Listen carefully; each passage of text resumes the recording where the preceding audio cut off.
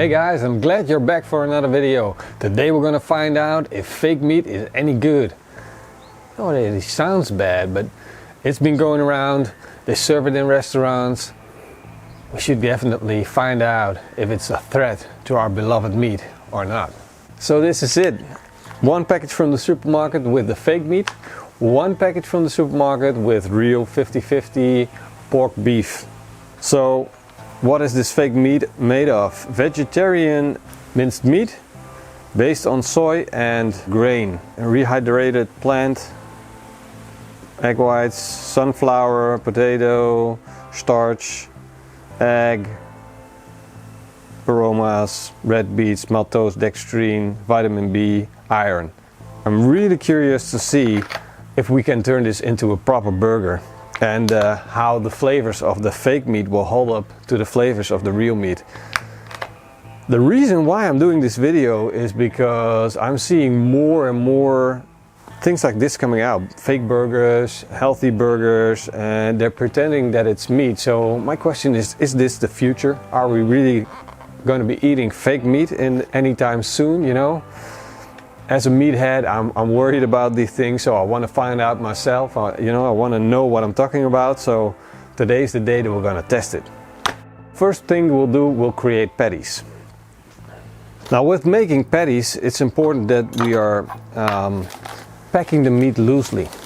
If we pack it too tight, there's no room for the heat to come in, and there's also not the opportunity for the meat to expand, so it will get all kinds of weird shapes.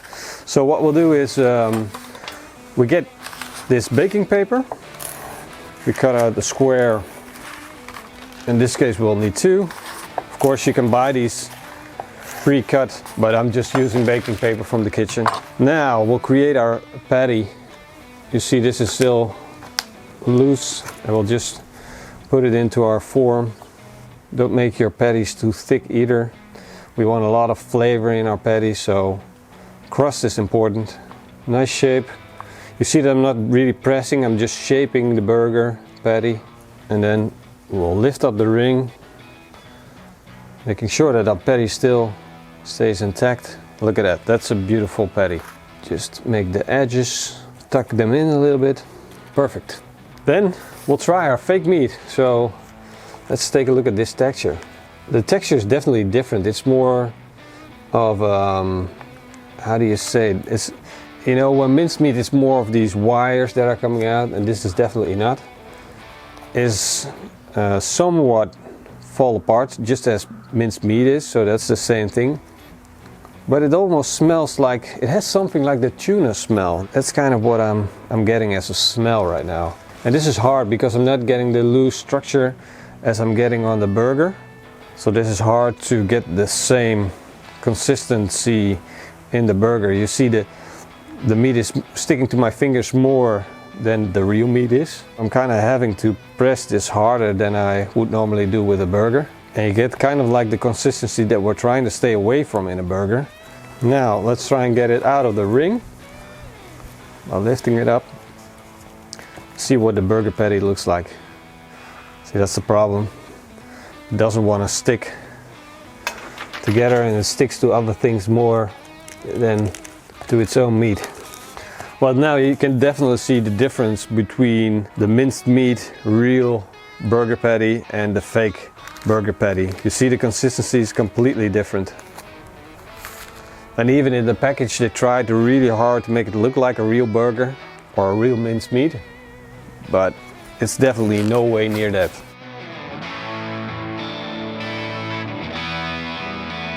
Making burger is quite a quick recipe, so you really want to have all your ingredients ready up front. So slicing your tomatoes, having your cheese ready, your onions, they will give you the time to focus on the grill, not having to watch or slice your ingredients in between. A little bit of lettuce. I always like lettuce on my burgers. And some slices of red onion. I like to slice my onions thin for the burger, because when you slice your onions thin, it is more easy to eat and it will not be as sharp. You don't want these big slices of onion on your burger, which are really sharp and you can taste them for hours afterwards. The thinner you slice the onions for your burger, the better it is. You know, we really do want to have them on there because they provide with a lot of flavor, but at the same time we got to be careful with the amount that we add. So slicing them thin is kind of the solution to that. So we got everything. We got the cheese, we got the ingredients. I got some barbecue sauce. I have here the Memphis sweet and smoky barbecue sauce from Great Goods. Burger patties, cut them open. So everything is ready, all the ingredients are done. I started up a chimney starter full of briquettes in the grill baskets. Put the grill grate on top. Let the grill grate get nice and hot. This is cast iron, so let it soak up some of the heat before we start grilling. Time to put on our burger patties. And that's number 2. I'm really curious to see what happens now because of course our 50-50 burger has a lot of fat in it. It will render off and it will crispen up. But what will happen to the fake meat? Is there fat in there? Will it render? What's going to happen? So we're going to find out. We'll sprinkle a little bit of salt on top.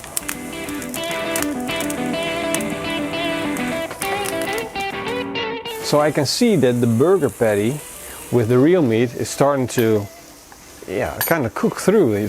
The gray is getting up and I guess it's ready to flip now. Get it onto our spatula, do it a quick flip. There we go.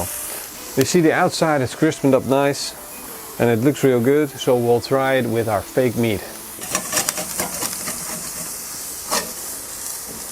Well, the fake meat is kind of like falling apart. You see these flakes that's falling off. So I'll add a little bit more salt on this side and we'll put a slice of cheese on top. Close the cover and let the burgers cook all the way through. I'm curious to see how that fake burger is going to hold up against the 50-50 minced meat.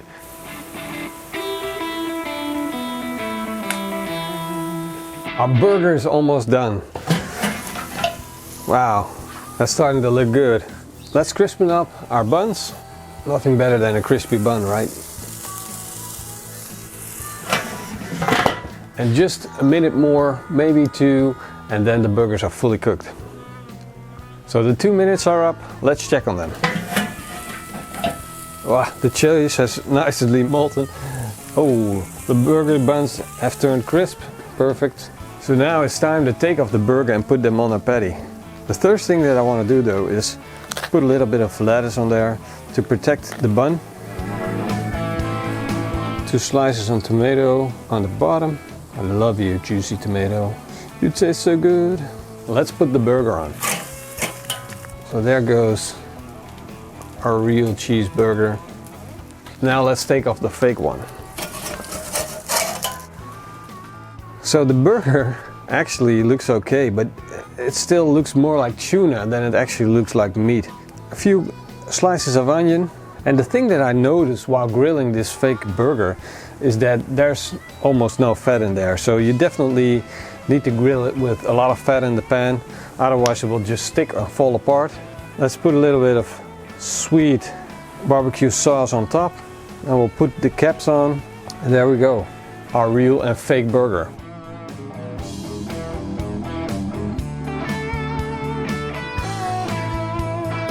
So they're done, the real burger and the fake burger. Well, I'm curious to see how the difference will hold up. So first let's take a bite for good reference of the 50-50 burger. Oh yeah, that's a burger. Now let's try the fake burger. I'm already regretting this. How did I come up with this bad idea of doing a test? I was really hoping that it will be a lot better than this, you know, there would be a big difference, but this is nowhere near minced meat. This is horrible. Stay away from this, people. Just stick to your ordinary burger. Don't become a vegan just yet. Enjoy the beef and pork 50-50 burger while you can. This is juicy. That's dry. This has a lot of flavor. This is bland. This is crispy and crunchy. That's not. I'm sticking to my burger. This way.